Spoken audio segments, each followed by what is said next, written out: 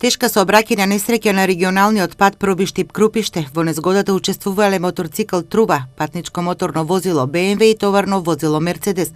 Во незгодата со тешки телесни повреди се здобила сопатничката на моторот 27 годишна пробиштипјанка.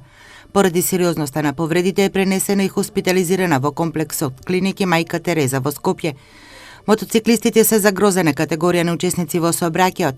По зачестените сообраќајни несреќи со мотоциклисти од Републичкиот совет за безбедност во сообраќајот потсетуваат на врската за носење на заштитна опрема и одговорно учество во сообраќајот.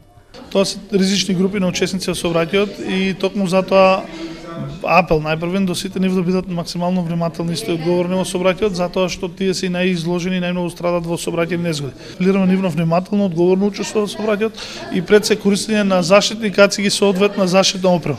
Секој мотоциклист треба да знае дека некористењето на заштитната кацига се санкционира, меѓутоа треба да знаат дека користењето на кацигата е пред се за нивна лична заштита од евентуални со цел амортизација на последиците при евентуални сообраќајни незгоди. Ова е втора потешка сообраќајна несреќа на регионалниот пат Пробиштип-Крупиште.